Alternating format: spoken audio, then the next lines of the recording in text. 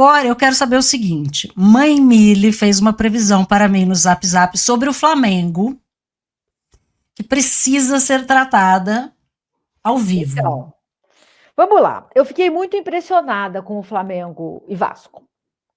Primeiro foi um jogaço de bola. Maracanã lotado, a torcida do Vasco, infelizmente, não era meio a meio, né? O mando era do Flamengo, mas a torcida do Vasco lotou tudo que ela podia lotar. Tem duas torcidas, né, amiga? Já é assim, uma vitória civilizatória. Isso, nos momentos mais tensos para o Flamengo, a gente ouvia grandiosamente a torcida do Vasco e vice-versa, né? Então foi muito bonito, saudade da geral de ver aquela galera bem pertinho, sabe? Mas enfim. O Flamengo começou como o Flamengo tem começado, avassaladoramente. Quase fez várias vezes até fazer o gol. E aí, nessa hora, eu falei, coitado do Vasco, cara. Coitado do Vasco.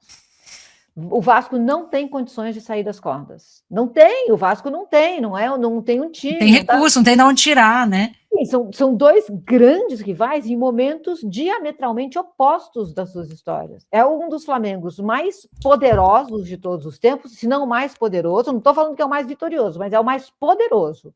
Com grana, com elenco.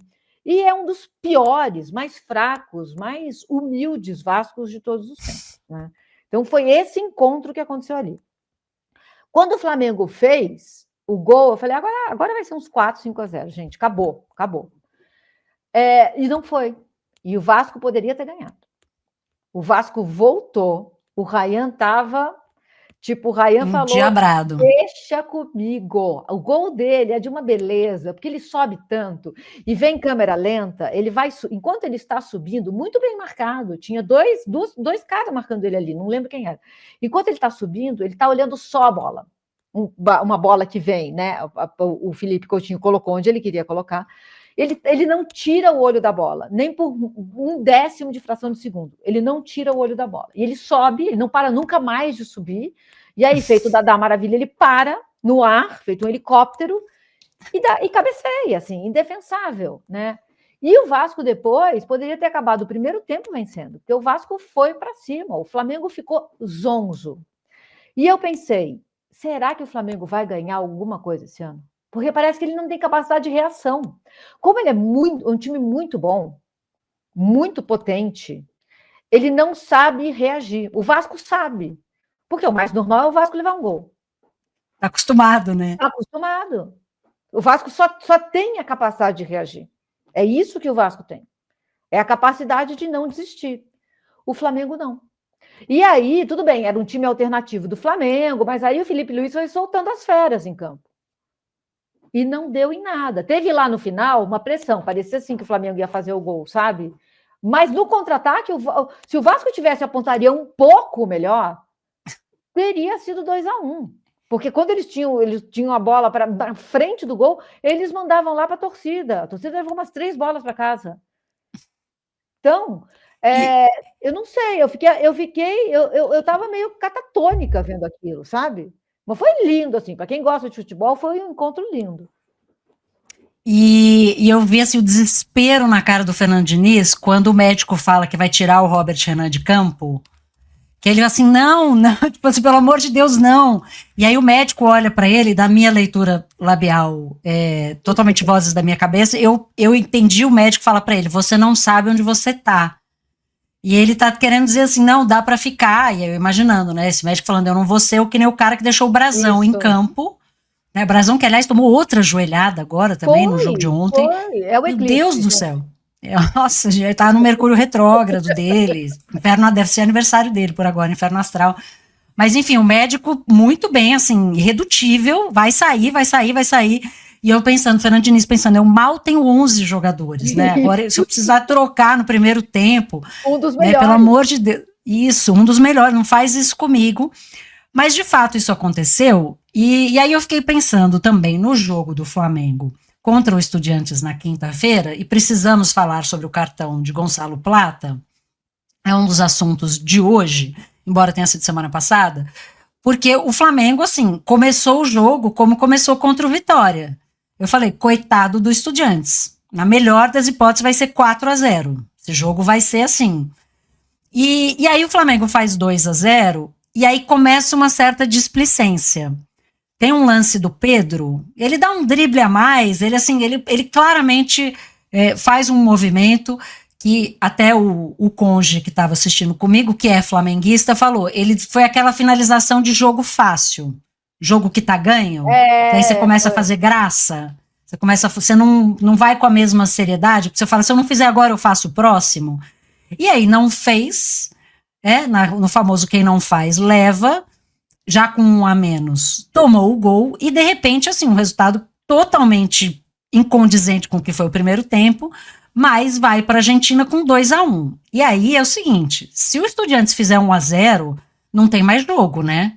Vai desaparecer bola, né? Vão jogar sinalizador no campo, acabou, assim, vai ser assim, aquele jogo de Libertadores mais clássico.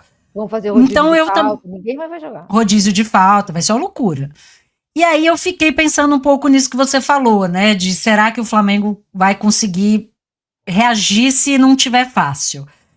E aí eu fiquei pensando na arbitragem, porque, amiga, o cartão do Plata, totalmente injusto, bizarro, o cartão, completamente bizarro, ele sofreu a falta e ele toma um cartão, mas onde está o limite do que a arbitragem vai decidir que vale e não vale depois do jogo?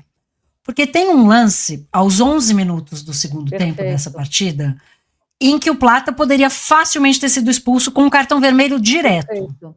Ele vai com a sola do pé poderia ter chamado, ele vai no tornozelo do adversário, com a sola do pé, assim, um lance claro para vermelho, que para mim, inclusive, desmonta o argumento de que a arbitragem estava mal intencionada, porque se tivesse ali, tinha uma oportunidade clara, mais cedo até, para deixar o Flamengo com 1 a menos. Eu acho que a arbitragem só era péssima, porque ela foi péssima o jogo inteiro. E aconteceu de, dessa vez, o Flamengo ter sido muito prejudicado pela arbitragem, ou prejudicado pela arbitragem. Mas e aí? E o lance que a arbitragem não deu? Vai revisar todos os cartões errados? Assim, onde a gente traça esse limite? Tem precedente, tem um lance do Dedé, do Cruzeiro, que já aconteceu antes, não é a primeira vez, mas eu fiquei pensando, meu Deus, que precedente perigoso que a Conmebol abriu com esse cartão do Plata. Foi. Porque o Estudiantes pode reclamar esse pisão do Plata antes, por exemplo. O pisão para vermelho direto. E não aconteceu nada. E aí, se a gente for buscar nas nossas memórias, qual jogo você quer que volte, Alice? Você quer que volte contra o Boca, que o juiz deu 3 minutos de acréscimo? E estava na cara Boca. Que o Palmeiras ia fazer um gol, porque o Palmeiras já tinha virado rolo compressor naquele o Endrick entrou, o Endrick estava tipo o Endrick contra o Botafogo lá. Ele ia fazer. Amiga, o goleiro do Boca começou a fazer cera no primeiro tiro de meta. Com 1 minuto de jogo. Ele tomou o cartão amarelo por cera nos acréscimos do segundo tempo. Eu quero que volte 2013, o jogo do Amarilla, que foi o jogo mais roubado da história.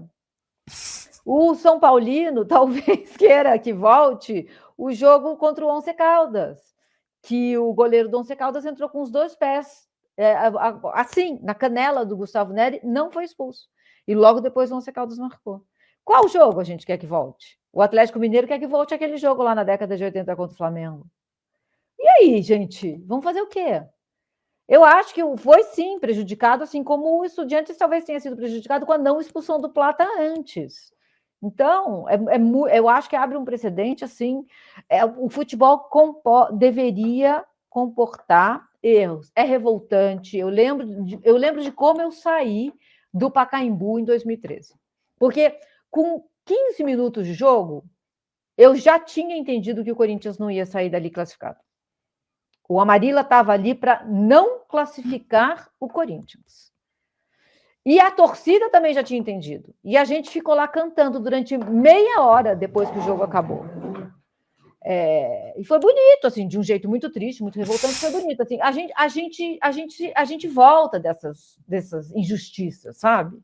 É por isso que a minha crítica ao VAR, o VAR não vai nunca conferir justiça a um jogo que existe na dimensão do erro. É horrível. Gente, o que foi o VAR no Grenal? O que foi o VAR no Grenal?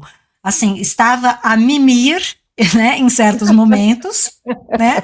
Estava ali, né, aparentemente desativado.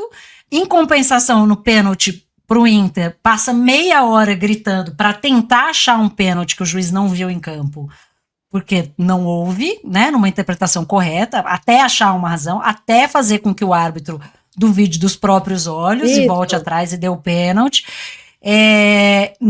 Assim, é o que você falou, ele não resolve o problema do erro, talvez ele minimize, tenha menos erros do que a gente hoje tenha menos erros no futebol do que tinha antes, talvez, mas eu acho que tem algumas coisas que são muito perigosas, e você começar a reverter resultado de campo depois do jogo, assim, tratou-se com uma naturalidade relativa ali, porque é o Flamengo.